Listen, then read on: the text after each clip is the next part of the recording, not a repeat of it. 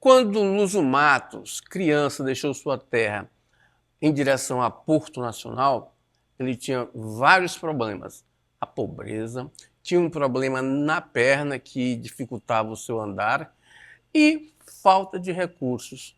Mas ele, com muito esforço, conseguiu entrar no seminário menor de Porto Nacional e só chegou a ser padre por influência do Papa. Teve que escrever ao Papa para poder ser padre, porque naquela época a igreja não permitia padres com deficiências físicas e ele era muito frágil. Hoje, Padre Lúcio Matos tem um nome estudado no Vaticano para se tornar um beato. É sobre a história de Padre Lúcio que eu conheci pessoalmente, é meu padrinho de batismo e que o meu pai ergueu nos finais de semana a sua igreja, a Igreja São Justo Tadeu. É sobre esse Padre Lúcio Matos que é esta reportagem, esse depoimento que você vai ver agora, em homenagem ao Padre Lúcio, o santo dos portuenses.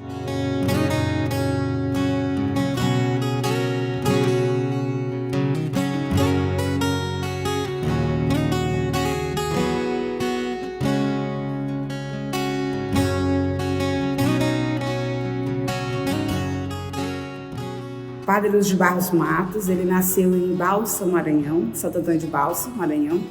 Com 3 anos de idade, o Padre Lúcio ficou órfão de pai. Nasceu de uma família muito católica, a sua mãe é uma mulher muito devota. E com 7 anos ele começou a ajudar o padre nas desobrigas. E pela providência divina, o Padre Lúcio teve um encontro com São José.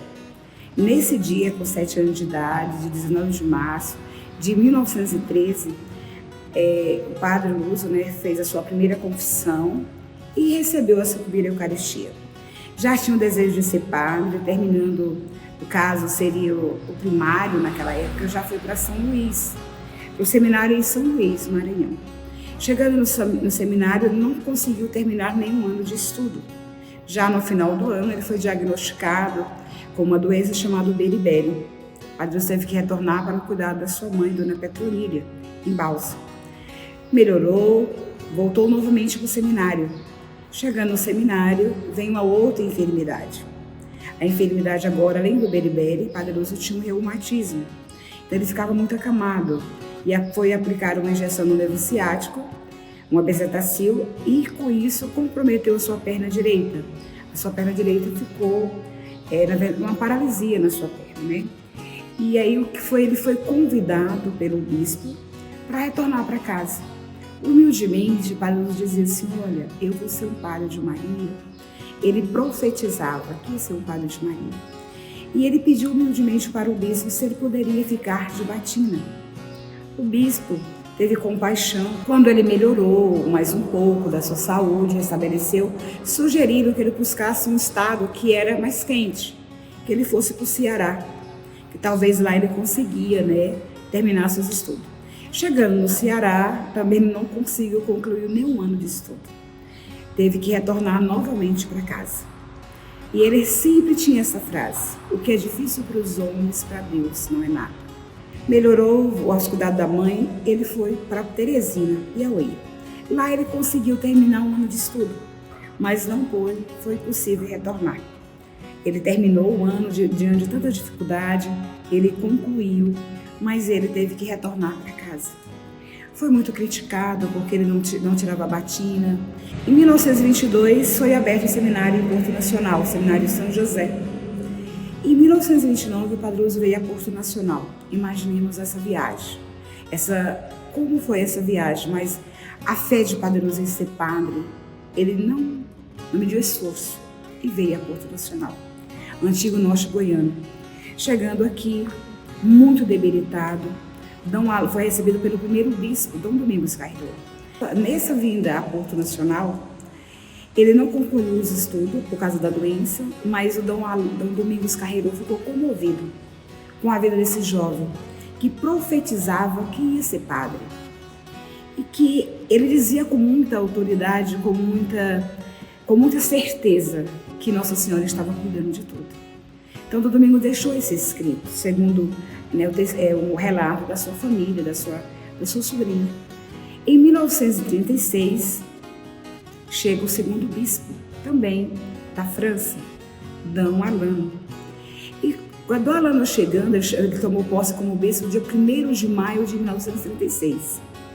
Acreditamos, a família também, que foi uma das primeiras decisões de Dom Alano. Ficou comovido com esse relato de Dom Domingos Carreiro, desse jovem que já tinha passado por 5 vezes no seminário diferente, estado diferente, e que não conseguia concluir os seus estudos. Dom Alano escreveu uma carta, né, para Dona Petronile, que era mãe do Padre Luso, e essa carta, ao receber essa carta, a mãe e filho pegaram a estrada ou barco, né, porque era às vezes no lombo de um burro, né, porque ele era nem cavalo, e eles chegaram a Porto Nacional em 1937, precisamente no dia 20 de fevereiro de 37. Só que ele chegou muito debilitado. Dom Alano, quando viu aquele jovem magro, pálido, imaginou que fosse uma tuberculose. Carinhosamente, ele não disse nada. Educadamente, ele falou para a mãe e filhos, para a Dona Petronile e para o Padre Lúcio: olha, vocês vão ficar aqui no quarto de hóspedes e eu mesmo vou trazer as refeições todos os dias. Você vai sair depois de 8 dias. E assim fez. Eu próprio, Dom Alano, servia as refeições, pediu para que ele não saísse fora, para não ter contato com os demais, falando para ele: olha, você vai ficar para você restabelecer da viagem. E ele obedeceu. Quando contou os 8 dias, disse que o Padre já estava um pouco aflito. E aí, quando o Dom Alano abriu a porta e falou: filho, vamos conversar. Aí ele já falou assim, pediu a benção a Dom Alano, como podia, né? E ele falou: olha, não é tuberculose. Ou seja, ele leu o que estava no coração de Dom Alano. Dom Alano ficou muito comovido e viu que ele tinha algo extraordinário. E falou: olha, meu filho, diante do seu diagnóstico vai ser muito difícil você ser padre. Até porque a igreja não ordena, né, nenhum sacerdote doente.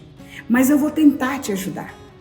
Eu vou pedir ajuda a Roma e escrever uma carta para o Papa Pio XII. E só que eu não sei quando vai chegar essa carta. E também eu não sei se essa carta vai vir favorável. Mas eu vou tentar te ajudar. E a sua mãe voltou, vendeu a pensão que tinha, que era um pequeno empreendimento, e mudou para Porto Nacional em 37. Pela providência divina, a resposta não demorou. Chegou em 1938. Em 1938 chega a carta de Roma, o Papa Pio XII autorizando que o próprio Dom Alano fosse o professor de filosofia e de teologia de Padre Lúcio, dentro daquelas limitações. Às vezes, Padre Lúcio teve aula até mesmo deitado em rede. E ali ele fazia suas aulas.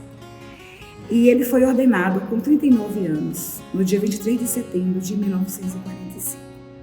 Padre Lúcio viveu 42 anos como sacerdote, 50 anos em Porto Nacional.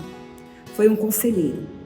Na época, norte goiano, Goiás, Padre Lúcio não tinha distinção de pessoas.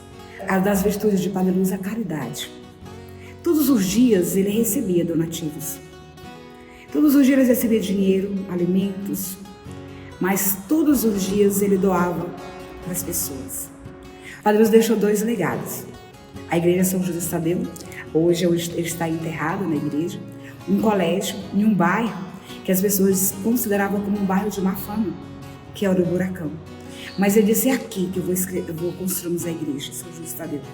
É aqui que nós vamos construir a escola Dom Bosco, que depois passou a chamar Padre Lúcio. Padre Lúcio, ele morreu no dia 3 de agosto de 1987. Foi uma grande comoção em nossa cidade, no estado de Goiás. Padre Lúcio, nós temos relatos de graças de Padre Lúcio antes e depois da sua morte. Nós temos relatos de graças de Padre Lúcio em vários estados do Tocantins, várias cidades do Tocantins, em vários estados, até fora do Brasil. De pessoas que nem conheceram o Padre Lúcio, mas que receberam uma oração. E daquela oração se fez uma devoção. E pela fé, pela intercessão de Padre Lúcio, foi restaurada a saúde, conseguiu outra graça. Então o Padre Luso é considerado o pai dos pobres. O pai dos pobres, até hoje as pessoas buscam a intercessão de Padre Luso. No dia 21, em 2021, já com o quinto bispo da diocese, que também não era brasileiro, Dom Romualdo. Então, um grupo, eu digo assim, um grupo de pessoas procurou a Dom Romualdo, primeiramente uma pessoa, uma mulher, que ela teve uma visão em sonho de Padre Luso, em 2007. E nesse sonho ele pedia que a ajudasse na obra. Só que essa mulher não entendeu. Em 2009, novamente. E em 2020 que ela veio compreender qual era a obra de Padre Luso. E aí ela foi aberta no Instagram, que foi um momento muito difícil, um momento de sofrimento no mundo inteiro, de pandemia. E foi aberta uma conta no Instagram chamada Apostolado do Padre Luso. E ali a gente rezava e pedia intercessão. E quantas graças recebemos pela intercessão de Padre Luso. E foi aberto então o memorial Padre Luso no dia 17 de maio de 2021. E Dom Romualdo também tinha esse desejo de pedir o processo de beatificação. Pela orientação do Dom Romualdo, quinto bispo, foi aberta a Associação dos Amigos do Padre Luso. E a associação ela se tornou responsável por todo o processo, financeiramente. Lógico, com a parceria com a diocese. E foi levado um documento para Roma no dia da Santíssima Trindade. E você que não sabe da história, vem à Porta Nacional para que você conheça mais detalhes sobre essa história, o que é a Santíssima Trindade. Porque foi um dia que Padre Luso, em 1974, dava a bênção à Polônia, agradecendo a Polônia por mandar para o Brasil padres abençoados. E quem pediu o processo foi um bispo polonês. Embarcou no dia da Santíssima Trindade. E esse documento foi entregue em 2022, no mês de julho. Quando foi no dia 17 de novembro de 2022, Roma respondia. Respondia sim para Porto Nacional. Respondia sim para o Tocantins. Respondia sim para a Diocese de Porto Nacional, que estava sendo autorizado o processo de beatificação. Padre Luso se tornou servo de Deus. Então o processo foi aberto. Em 2023, no início de 2023, houve uma mudança de bispo. Nós estamos agora com o sexto bispo. A fase está em fase diocesana. O Padre Luso continua como servo, mas está se organizando o tribunal, porque esse tribunal é a própria igreja, o bispo no meio, o tribunal, para que seja julgado todos os testemunhos de graça e envia todo esse documento para Roma. E aí o Padre Luso se torna venerável, o Padre Luso se torna beato e se torna santo. Para nós, portuenses, para nós que temos esse culto, o Padre Luso já é santo. Mas a igreja precisa reconhecer. E para a igreja reconhecer, passa por todo esse processo. O Padre Luso tem um diferencial. O Padre Luso ele nasceu em Santo Antônio de Balso, Maranhão. Muito devoto de Santo Antônio, além de São Júlio Tadeu. Mas é muito devoto de Santo Antônio. Santo Antônio, a sua mãe falava, olha meu filhinho, Santo Antônio está no lugar do seu pai. E nós sabemos que Santo Antônio é um santo poderoso. Foi o primeiro santo na história que foi beatificado e canonizado em 11 meses.